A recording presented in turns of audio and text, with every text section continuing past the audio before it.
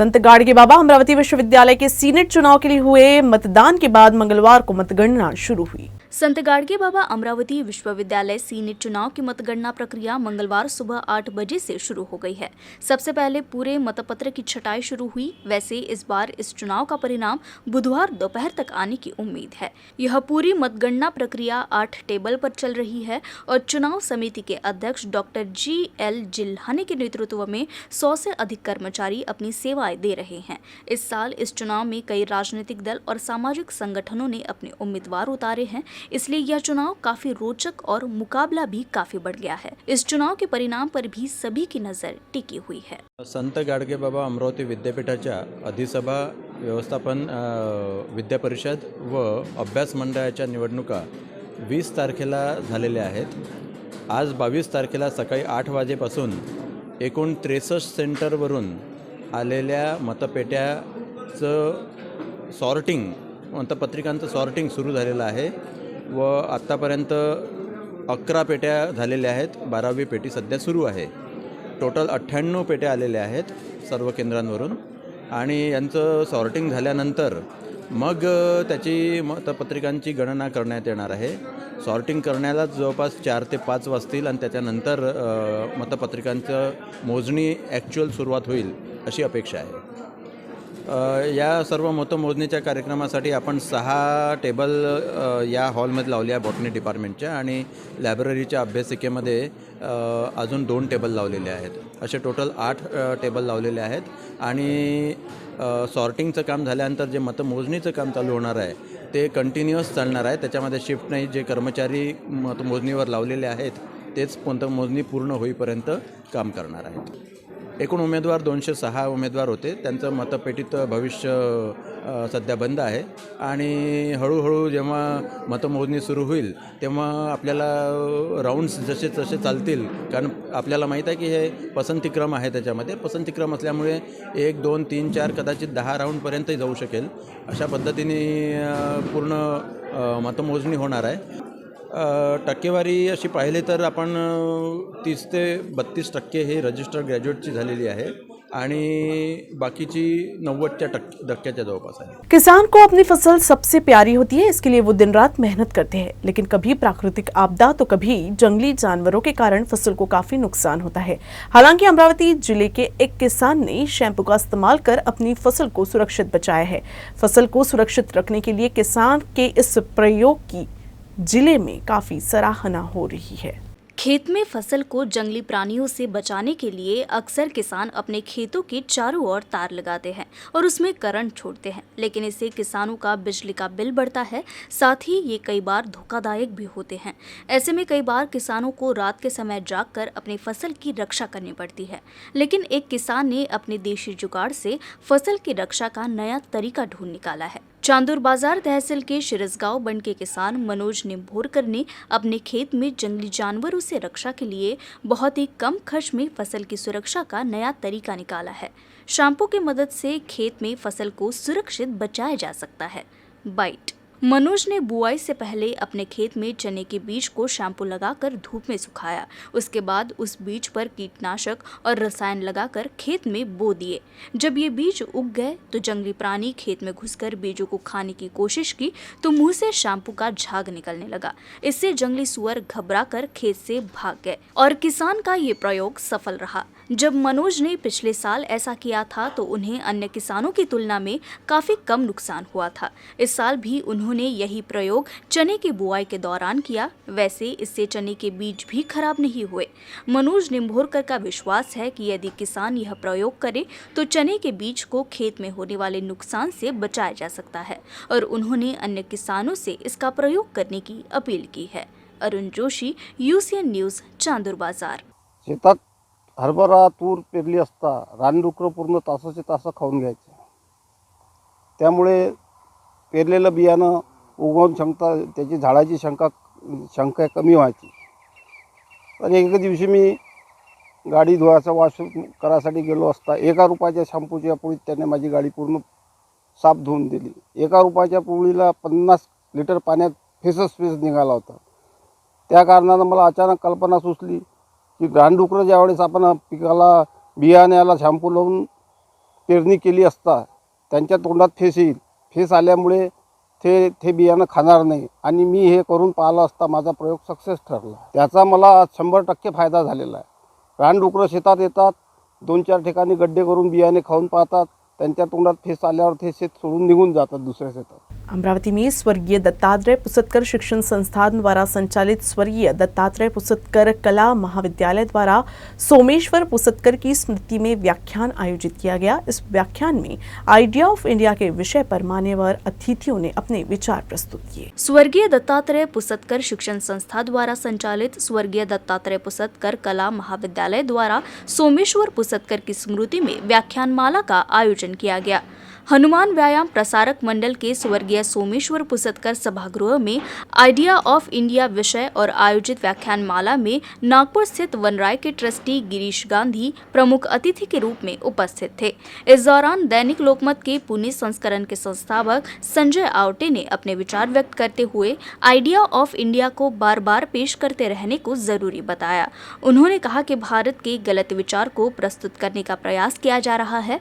भारत को नई पीढ़ी तक इतिहास की जानकारी पहुंचाना बहुत जरूरी है। पिता करणारे पहिले नेताजी सुभाषचंद्र बोस. तेवढंच नाही, कमला नेहरू जेव्हा आजारी होत्या तेव्हा नेताजी सुभाषचंद्र बोस स्वित्झर्लंडला होते आणि सगळे शुश्रूषा देखभाल नेताजी सुभाषचंद्र बोस करत होते. एवढंच नाही, नेताजी सुभाषचंद्र बोस गेल्यानंतर त्या फायली ओपन करा असं सुरू झालं. काँग्रेसनं लपवल्या, त्या फायली ओपन करा. फायली ओपन केल्या नाही, तोंडावर पडले.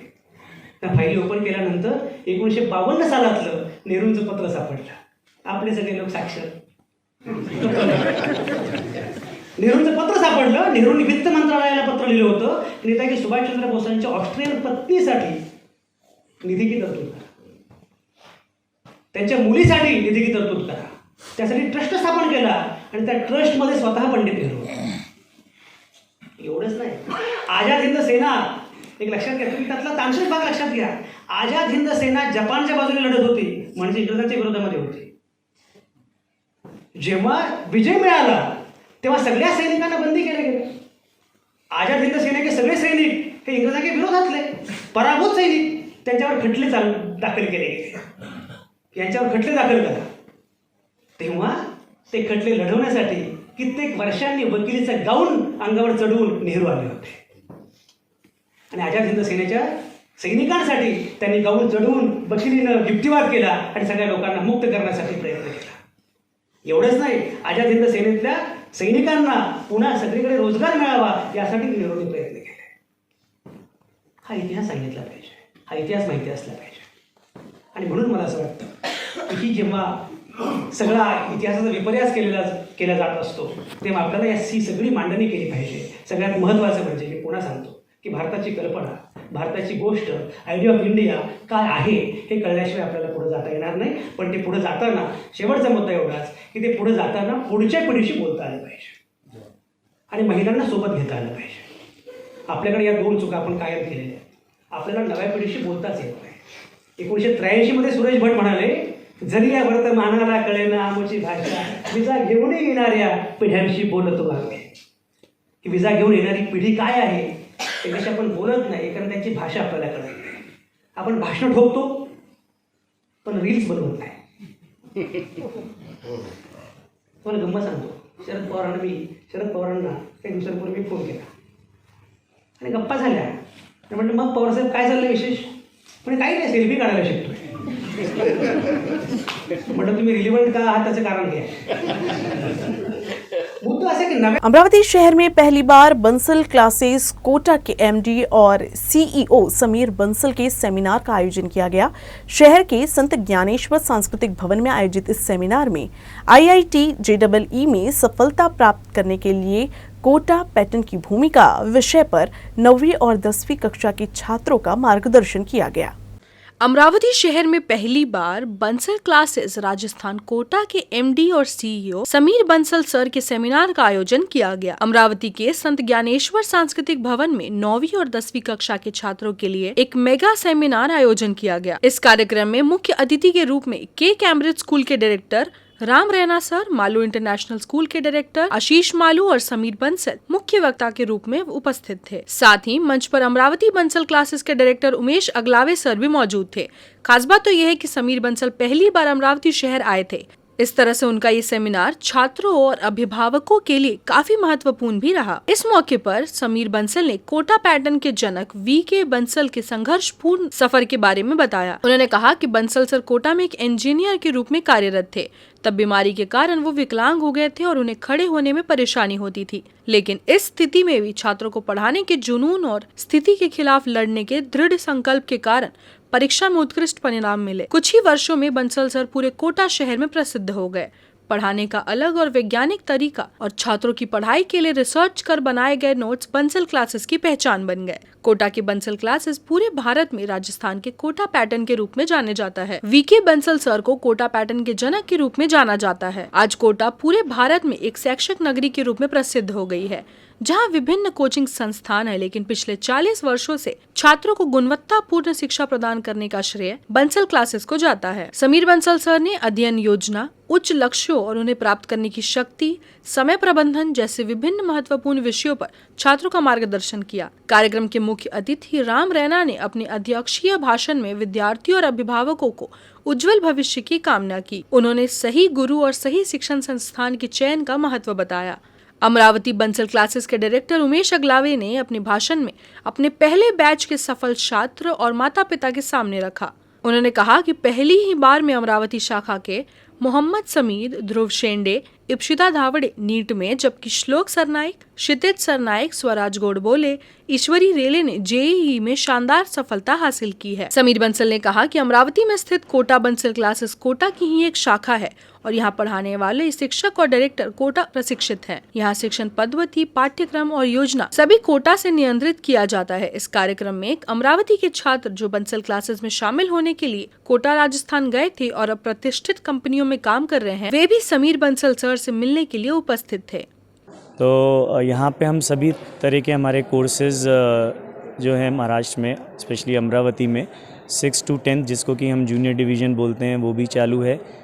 और 11th 12th में IIT और मेडिकल दोनों ही हमारी क्लासेस यहाँ पे चालू हैं। और जितनी फैकल्टीज़ यहाँ पे अमरावती सेंटर पे हैं बंसल क्लासेस के, वो सब कोटा से ही हमारी सारी फैकल्टीज़ ट्रेंड होकर यहाँ पे आई हैं। तो जैसा एजुकेशनल सिस्टम हम कोटा में बच्चों को दे रहे हैं, वैसा ही सेम एजुकेशनल सिस्टम हम यहाँ पे अमरावती सेंटर बंसल क्लासेस पे दे रहे हैं। क्योंकि हर बच्चे के लिए ये संभव नहीं है कि इतना पैसा खर्च करके वो कोटा में आए, क्योंकि कोटा हर बच्चे के लिए अफोर्ड कर पाना संभव नहीं है। तो आज जो हमारी फ़िलासफ़ी है, जो हमारी मेथडोलॉजी है बंसल की, जो एकेडमिक्स जिसके लिए बंसल जाना जाता है, वो एकेडमिक्स हम अमरावती में एज इट इज़ जो कोटा में हम फॉलो कर रहे हैं, वही हम यहाँ पे अमरावती में फॉलो करेंगे। तो आने वाले वर्षों में मुझे पूरी आशा है कि अमरावती सेंटर से बहुत अच्छा रिज़ल्ट आएगा और बच्चों को फ़ायदा भी होगा इस चीज़ का। तर मी 2015मध्ये बंसल क्लासेसमध्ये ॲडमिशन घेतली होती, कोटा सेंटरला होतो आणि माझा तिथला अनुभव खूप चांगला राहिला आहे। माझं सिलेक्शन 2017मध्ये IIT खडगपूरला झालं। तर जे माझे 2 वर्ष तिथे होते, तिथे मी क्लासरूम प्रोग्राम केला होता आणि समीर सरांनी मला मॅथमॅटिक्स शिकवलं होतं। त्यांनी क्लासेसच्या अलावा जे मटेरियल असतं त्यांच्यापेक्षाही वेगळं मटेरियल देऊन आमची चांगली तयारी करून घेतली होती आणि डाऊटसाठी वगैरे आम्हाला स्पेशल कोचिंग प्रोव्हाइड केली, एक्स्ट्रा फॅकल्टीज प्रोव्हाइड करून दिला, जेणेकरून आमचे वेळोवेळी डाऊट्स क्लिअर झाले पाहिजे। तर ओव्हरऑल माझा अनुभव चांगला रहा। अमरावती में रवि राणा ने फिर हनुमान चालीसा का पाठ किया, जिससे फिर चर्चा होने लगी है। लेकिन इस पर सफाई देते हुए राणा ने कहा कि शिंदे और फडणवीस सरकार में सब कुछ शांतिपूर्ण है, पूरे प्रदेश में काम चल रहा है। सांसद नवनीत राणा ने कहा कि सब ऐसा ही सुचारू चले, इसीलिए उन्होंने हनुमान चालीसा का पाठ किया है।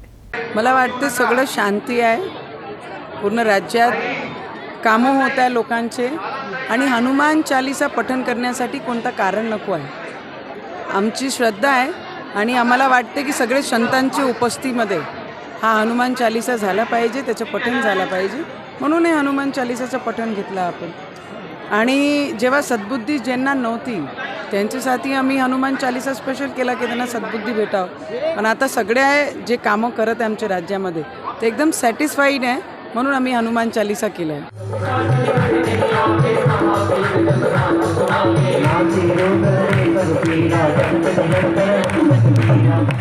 राज्यपाल भगत सिंह कोश्यारी द्वारा छत्रपति शिवाजी महाराज के बारे में दिए गए विवादित बयान के बाद नवनीत राणा ने इस पर अपनी प्रतिक्रिया दी है. नवनीत राणा ने कहा कि शिवाजी महाराज के बारे में बोलने से पहले संभल कर बोलना चाहिए. मला असं वाटतं की मी पूर्ण स्पीच राज्यपाल साहेबांचा मी ऐकला आहे आणि आमचे दैवत आहे छत्रपती शिवाजी महाराज. महाराष्ट्राचे नाही संपूर्ण देशाला एक विचार देणारे आमचे दैवत छत्रपती शिवाजी महाराज आहे. तर मला वाटते कोणीही बोलाचे आधी पहिले सगळे विचार करून आपण बोललो पाहिजे. कारण ज्या राज्यामध्ये आपण राहतो आणि त्या राज्याचे देवांचे काही जाणीबुजीने ना करतानाही सुद्धा बोलले तरी त्यांनी विचार करून बोलले. दिल्ली में हुए श्रद्धा हत्याकांड की पूरे देश में निंदा हो रही है. अमरावती जिले के दरियापुर में अखंड हिंदू समाज द्वारा इस जघन्य अपराध के विरोध में मोर्चा निकाला गया. इस दौरान इस घटना के दोषी को फांसी की सजा देने की मांग की गई.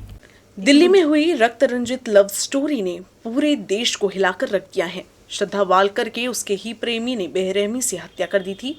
इस तरह की घटना मानवता को शर्मसार करने वाली है. हाल ही में दरियापुर में एक नाबालिग लड़की के साथ यौन शोषण की दिल दहला देने वाली घटना सामने आई है. देश में ऐसी कई घटनाएं हो रही हैं. हिंदुओं के संबंध में लव जिहाद और धर्मांतरण की घटनाएं अक्सर हो रही हैं. अखंड हिंदू समाज द्वारा इस मोर्चे का आयोजन किया गया था और इस पर प्रतिबंध लगाने के लिए सख्त कानून बनाया जाए और दोषी को फांसी की सजा दी जाए, ऐसी मांग की गई. इस मोर्चे में सैकड़ों नागरिकों ने भाग लिया. इस अवसर पर पुलिस व तहसीलदार के समक्ष मांगों का निवेदन प्रस्तुत किया गया. हिंदू जनजागृति समिति सहित कई संगठनों ने भाग लिया. इसके अलावा दरियापुर में हुई घटना के विरोध में विभिन्न संगठनों द्वारा दरियापुर बंद का भी आह्वान किया गया था. इस बंद को अच्छा प्रतिसाद मिला है. सहन केलं तर आज आपल्या दर्यापुरामध्ये आपल्या घरापासून दूर ही घटना घडली. उद्या आपल्या घरात घडायला काही वेळ लागणार नाही आणि त्यासाठी हिंदू समाज आणि हिंदू बांधवांनी एकत्र येणे गरजेचे आहे. हर हर हर हर.